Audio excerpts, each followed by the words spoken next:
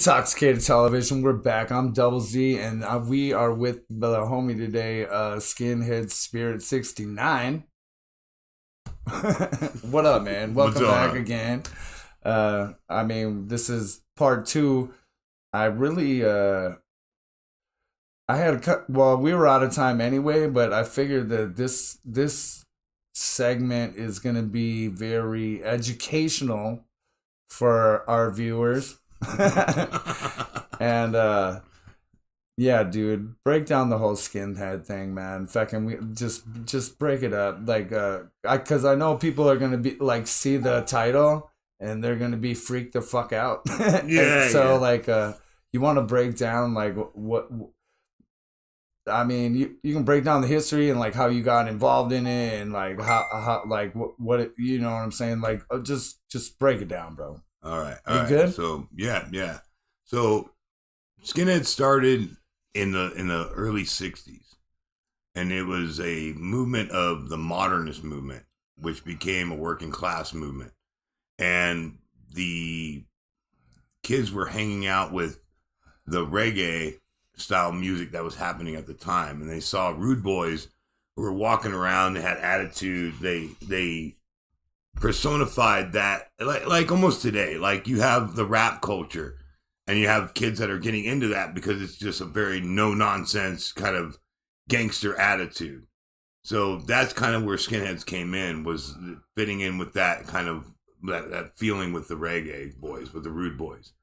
And so that's kind of where for those who don't know, the Rude Boys was like Jamaican clan shit, you know what I'm saying? That's where it fucking came from. Yeah, the well-dressed Jamaican brothers were putting on shows, and the white kids were going, and they were becoming affiliated with that, and that's where the skinheads became. If it wasn't for reggae, skinheads wouldn't be where they are today. If it wasn't for Jamaica music and things like that, with ska, and in the earlier versions of reggae music were called ska. They were actually called playbacks because they were redoing American style rock and roll music with a reggaeton upbeat. And that's where the music came from, you know, as far as that style of genre. So the history of our culture comes from that. And then in the 80s, you had a thing called the National Front movement that started up. Now, as a whole, skinheads are not political. We're not left, we're not right, but it was easy to take disenfranchised youth and turn them into these pseudo neo-Nazi movements during, you know what I mean, during the early 80s. So, and from that, you had an off split of true reggae skinheads, and then you had the neo-Nazi movement skinheads that started spurring up at the time. So there was an offshoot of two different branches, because skinheads we don't have a home. There was no grassroots of, like, you know, we weren't even given the name skinhead. Skinhead was given to us by the Sun in England. They were called the Peanuts or the Baldies, or every crew had their own, or where you came from had its own word for guys who shaved their heads, you know, and they were working class kids because you were shaving your head because shampoo was too expensive. So you would just use a bar of soap. You'd be able to just wash yourself down.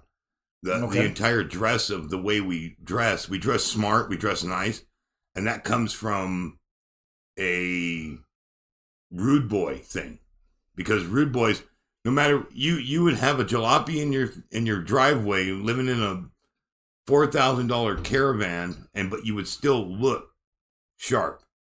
And so that's where we kind of adopted the sharp skinheads against racial prejudice, because we would dress a certain way. We wouldn't be. We'll come back to that. Yeah, we'll come back to the movement that you're involved with, but yeah, man, more history. Like, okay, so you said something about the misconception about like American History X and shit. Like yeah. So like, can we delve into that a little bit? Yeah. So a lot of the culture picked up on the negative connotations of what we were. And then you had movies like American History X. You had Geraldo putting out his TV show and inviting neo-Nazis and KKK members onto his show. So all through the 90s, we definitely had a lot more media blitz on a negative connotation of what skinheads are, you know, because they were the most predominant and the most violent. You had these guys out there that were beating up interracial couples and stuff like that. But then you had an offshoot, you know, and if you know, like the old Operation Ivy song, Jimmy and Johnny. Okay. You know what I mean? It kind of goes into that a little bit of like, you know, or where Sublime Evan. Yeah, where you definitely have like, you know, we're two sides of the coin, you know what I mean? Like because of the zero politics of what skinheads are, it allowed this offshoot to happen, you know what I mean? Like, and but it's allowed so many offshoots to happen. Like I'm so fucking confused of the difference. Like how it all started as one thing and then fucking it's split. Like I don't understand. Like how did one people are like staying to their grassroots and fucking very like, you know what I'm saying, and then other ones are like fucking going out there and fucking like just completely fucking like fucking shit up. Like I don't get it. Like race, like, you know what I'm saying, like you know, like you understand my question? Yeah. It definitely was like and you know, and I'm not a great historian. I've been doing this since I was 14 years old, and I'm 46 now. Okay. So it's definitely like the history of what we are and who we are is a big part of me as a whole. But you have this zero political landscape to where it didn't matter if you were a neo-Nazi, you still were a skinhead. It didn't matter if you were an anti-racist. There was no such thing as anti-racism. You know what I mean? You're talking like in the 60s and 70s when everybody was like, and you just had these disenfranchised youth. Like, and I'm asking though, like, where did the hate come in, and like, how did that? And then where's the split? Like, what? That was a national front. So in England at the time, they had a movement called the National Front, and it was literally for Britain, by Britain. If you're not a white national of Britain, then you're not really part of our country. So you had a lot of skinheads that jumped on that because of the working class attitude that they were feeding these kids at the time.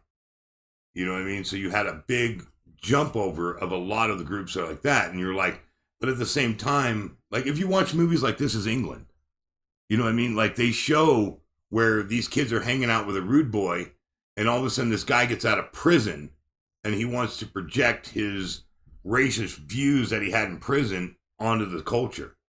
You know what I mean? And a lot of that came from that kind of shit, you know? Am I answering it right? Or? Yeah, you are. I mean, I can understand that because prison, like, you really don't, it don't matter who you like or who you don't. You're like, you're put with the people that they think that you're supposed to be with, and you don't really have much choice about it. No. And even in prison, that system is set there to divide people. If all the prisoners got, you know, racism in the prison system, it is institutionalized with them because they want that. If all those inmates got together and started going, you know, fuck you, you know, the 75 guards that are watching 600 inmates at excess wouldn't be able to handle them. You know what I mean? So absolutely. You know, it's like, yeah, we're getting a little off topic, but yeah, I mean, as far as you know, like I still like I'm kind of a little bit confused about. So the skinheads started as one thing. And then I just don't understand how like it's split to like where every skinhead fucking hates black people or like minorities, and they fucking beat the shit out of them and stuff. Yeah. Like how or they go to shows and they want to like just fucking gang up and fucking like fuck people up and shit. Like I don't understand like the divide and shit. Well, and a lot of it neither do I, because of where we come from. You know, so what it's I mean? An England thing. It's an English thing, and then was brought to perdition in America. Because but y'all fucking like it started from the black culture of fucking like Jamaica and shit. Yeah. Actually, from England. If it wasn't for English ska, Jamaican music wouldn't be what it is today either. Because like Bob Marley was signed by Trojan Records. Okay. So you have this basis of music, rock and roll that was happening at the time. Punk rock music was starting to come into perdition. You had a lot of things that were going on, and if you look at like Jamaican culture, the Rastafarian flag, like influence, but the Rastafarian flag instituted like the green of the riches of Ethiopia, the grass of its lands, and the red is the blood of their people. Now, to me, as a violent anti-racist, that sounds a little National Socialist.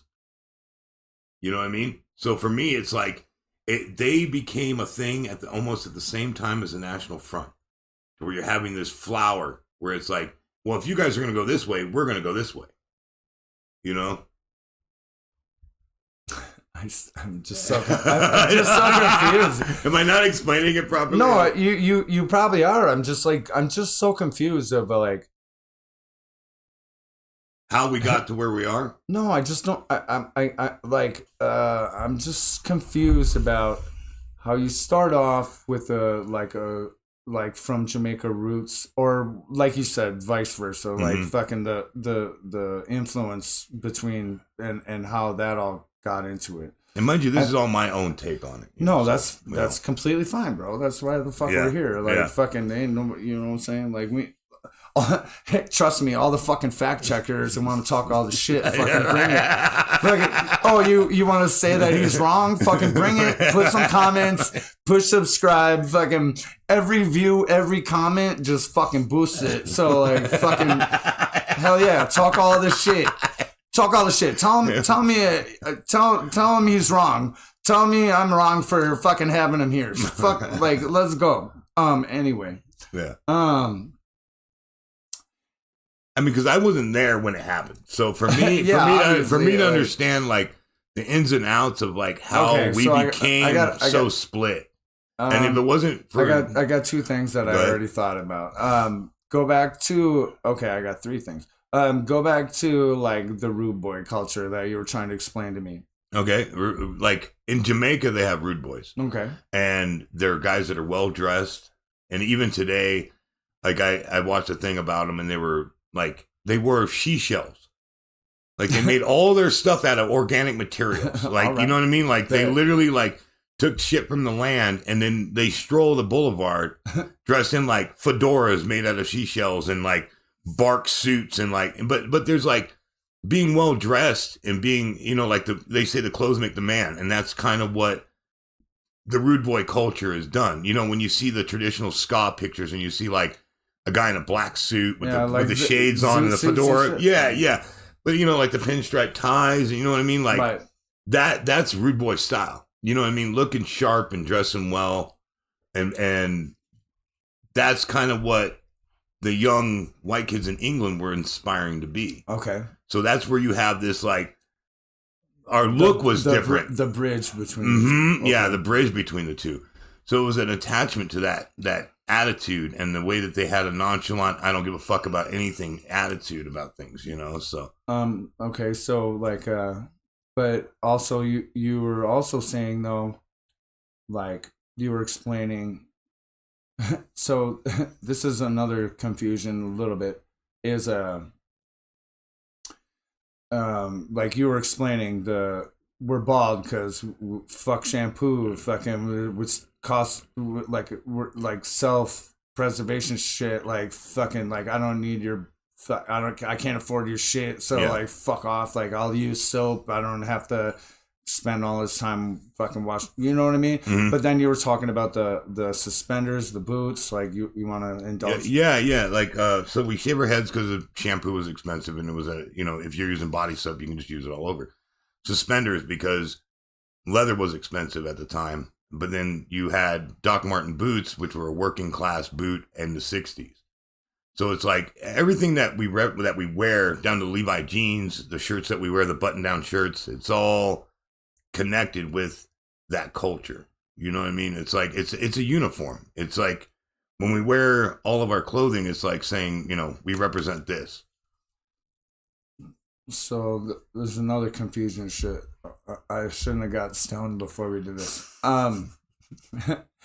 So how does it go from rude boys being all fucking presentable, dressed up, to fucking bald white dudes with fucking suspenders and fucking work boots? Like, how is that fucking, like, how are you, like, like I got no connection on that.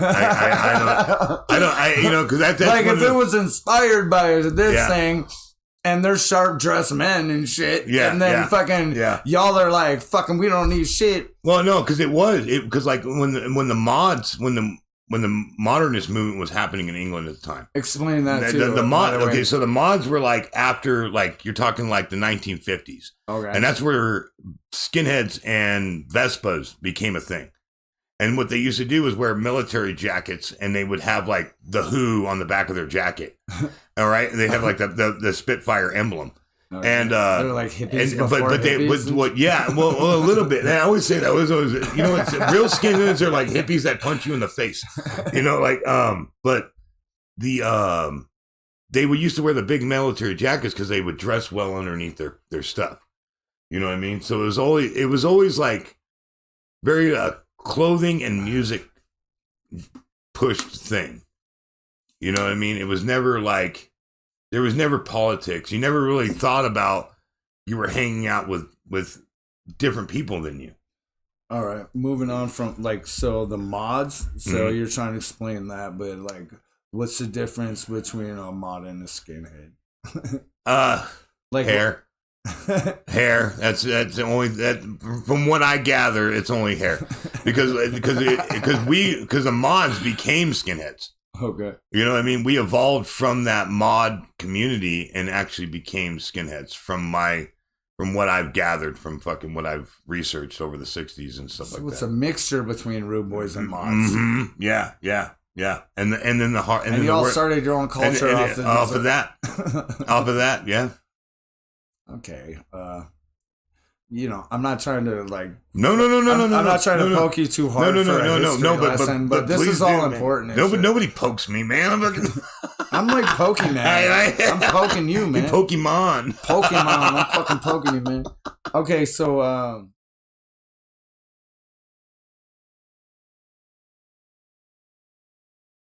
Subscribe to Intoxxikated Television!